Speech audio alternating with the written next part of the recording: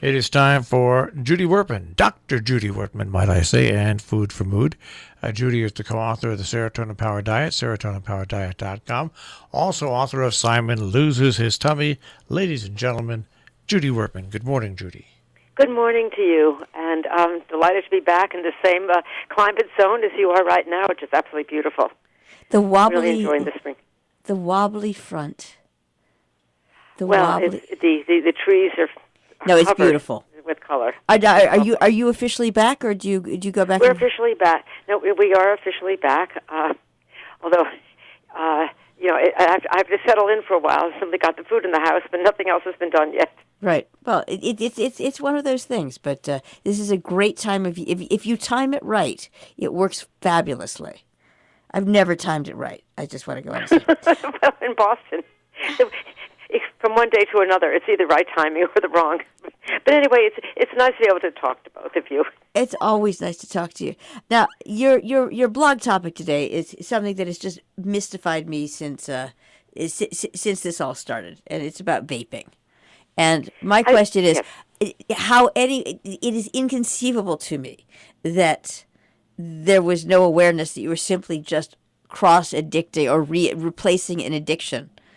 And by flavoring the addiction, making it incredibly addicting and fascinating to 8-year-olds. So, you're absolutely. I remember when. What the heck? Now, several years ago, when I first heard about these electronic cigarettes, and I thought it was something out of science fiction or a game, and it is true, Jill, that these cigarettes that work by vaporizing, I'm not exactly sure what the mechanism is, vaporizing the nicotine, but along with a fruit-flavored or sometimes even a bubblegum or candy-flavored vapor that you inhale would actually fly, let alone be a major industry right now, pushed a lot by a particular company that sells something called a Juul, Juul, and it was originally felt to be, a positive way of getting people who were addicted to what is now called tobacco cigarettes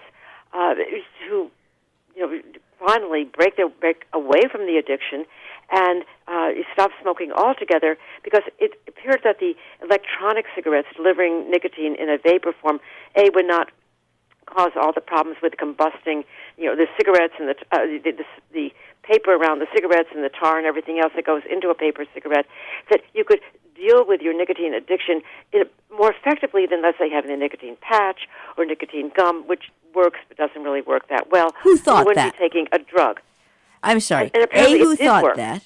I apologize up front. It works in a controlled situation, but who really thought that? And then why don't you make it in a bunch of fun colors so that it's really interesting if you're 8?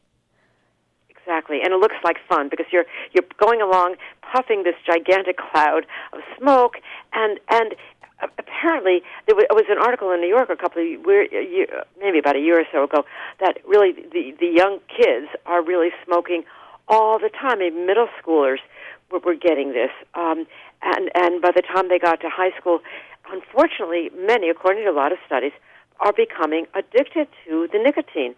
I mean, and this is where this big, as you say, this hole in the regulatory mechanism appeared. Because again, you wouldn't give nicotine gum or nicotine patch to a person who had never smoked, correct? Yeah, because it's used by people who are trying to stop smoking, and that's how the electronic cigarettes were promoted. Don't take the patch, smoke the nicotine, and eventually you'll be able to decrease the amount of nicotine your body requires and wean yourself off the drug, and it is a drug, altogether. Who would have thought that kids would have been using this to now become addicted to nicotine? Because nicotine is an extremely highly addictive drug. And people don't even realize it's a drug. I mean, just parenthetically, years and years ago at MIT, we did a study in which we were giving a drug like Prozac to see if it would help people who had enormous resistance to giving up smoking stop smoking without feeling depressed, which is a very major side effect when you give up smoking. I remember people would come to us and say, well, I don't want to put a drug in my body like Prozac. And I'm thinking to myself, you're putting this incredibly addictive, dangerous drug in your body every day by smoking many, many cigarettes, and yet don't consider that a drug, and yet you don't want to try another drug that might help you stop smoking. But people don't realize that nicotine is a drug, and the government is just now really getting into trying to restrict the sale of these cigarettes. But what apparently happens is that when these teens start vaping and they get a certain amount of nicotine, they can increase the amount of nicotine they're actually getting into their bodies by buying pods or something that contain more and more nicotine. And when that doesn't satisfy them, they are switching to tobacco cigarettes. So we may be generating a whole new large group of people who will grow up being addicted to nicotine using the device that's supposed to stop the addiction. I mean, where is the sense in all that? There isn't any. And then, and of course this is going to happen. Of course, nicotine in cigarettes, tobacco cigarettes, has been used to control your hunger.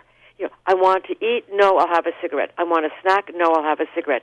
I want dessert, no, I'll have a cigarette at the end of the meal. I'll leave the restaurant and go outside and smoke a cigarette, but I won't be there for dessert. And isn't it absolutely inevitable, like the leaves dropping off the trees in the fall, that someone who is have an eating disorder would turn to vaping as a way of not eating? I mean, like night follows day. Wouldn't you expect that? And that's exactly what's happening. And people say, well, I've lost weight by vaping. That's a term used for this kind of smoking. I've lost weight, and I'm going to keep on doing this because I continue losing weight. Nicotine is a great weight loss drug. It enhances your mood, takes away anxiety, it may decrease emotional overeating. I sound like an advertisement.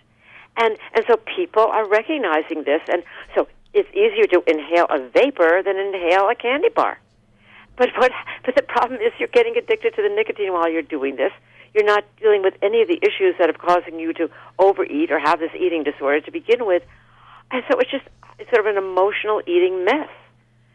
And I think now people are just beginning to realize how complex this issue really is. Yeah, and just in time to do something about it. Not. Right. If I had a teenage girl, and I don't, and I saw that she was vaping, I would really worry. In addition to the nicotine addiction, I really worry: is she really using this as a way to stop eating, as a way to absolutely they become anorectic without your even noticing it? Oh. Because it's not like I'm not eating. Oh, the person doesn't even appear at meals. I'm just going outside and vaping away. It is a problem that is going to unfold, I think, very rapidly now. And we all should be looking at it and figuring out ways to do about it. And I think that Juul has said they will stop selling their candy-flavored vaping preparations or what have you, because they don't want little kids, really little kids, beginning to use it. Mm. Incredible what this world is coming to, isn't it? It's just amazing what you can get away with when you're not paying any attention. Exactly. Thank you very much, Dr. Judy Wurtman. Very good. Food for Mood. And you can hear Judy here on Thursday mornings live, also and whenever you want, 24 hours a day on demand, robinhoodradio.com. Click on demand. Click on Food for Mood with Dr. Judy Wurtman.